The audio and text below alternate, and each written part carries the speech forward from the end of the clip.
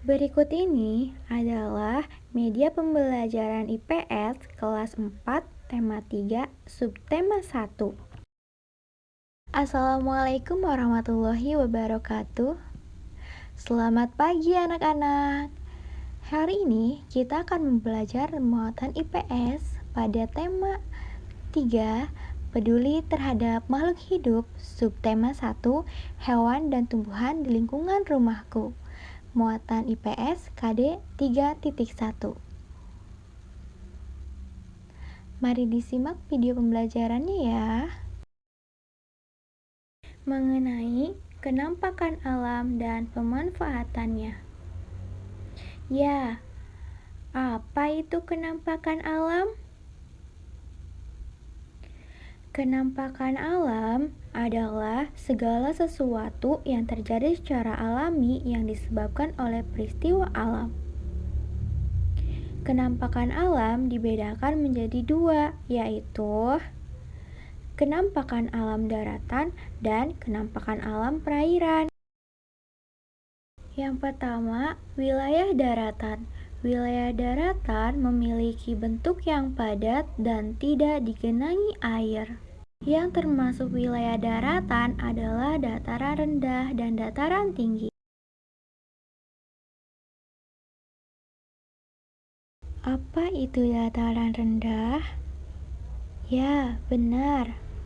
Dataran rendah adalah hamparan luas tanah dengan tingkat ketinggian yang diukur dari permukaan laut adalah relatif rendah, yaitu tidak lebih dari 200 meter di atas permukaan laut. Selanjutnya, ciri-ciri dataran rendah. Yang pertama, ketinggian 0 sampai 200 meter. Yang kedua, terbentuk dari sedimentasi sungai. Yang ketiga, suhu sekitar 23 derajat Celcius sampai 28 derajat Celcius. Dan yang keempat, dataran rendah sangat cocok untuk lahan pertanian.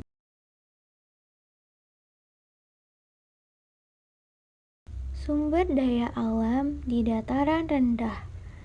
Yang pertama ada perindustrian, yang kedua pertanian, yang ketiga perkebunan, dan yang keempat perumahan.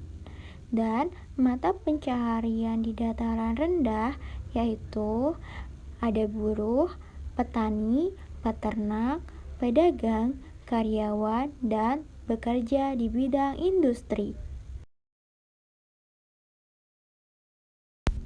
Selanjutnya yaitu dataran tinggi. Dataran tinggi adalah daerah yang ketinggiannya di atas 200 meter di atas permukaan laut.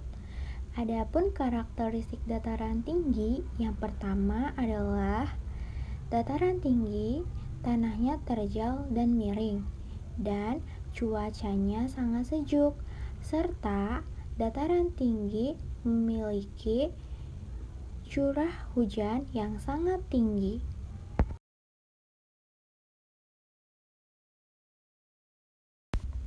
Dan selanjutnya ada sumber daya alam di dataran tinggi. Yang pertama, di dataran tinggi sangat cocok untuk menjadi daerah pariwisata. Yang kedua, di dataran tinggi juga sangat cocok untuk dijadikan lahan perkebunan teh, kopi, sayuran, dan buah-buahan. Dan yang ketiga, di dataran tinggi juga sangat cocok untuk menjadi lahan peternakan sapi perah. Selanjutnya, ada mata pencaharian di daerah dataran tinggi. Yang pertama, mereka dapat bekerja di sektor pariwisata.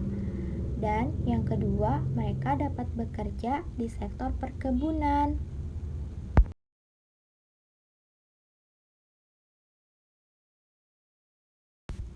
Dan selanjutnya ada pantai. Pantai merupakan wilayah yang berbatasan langsung dengan daratan. Nah, adapun karakteristik pantai yang pertama yaitu mengalami pasang surut air laut. Dan sumber daya alam pantai ada dua.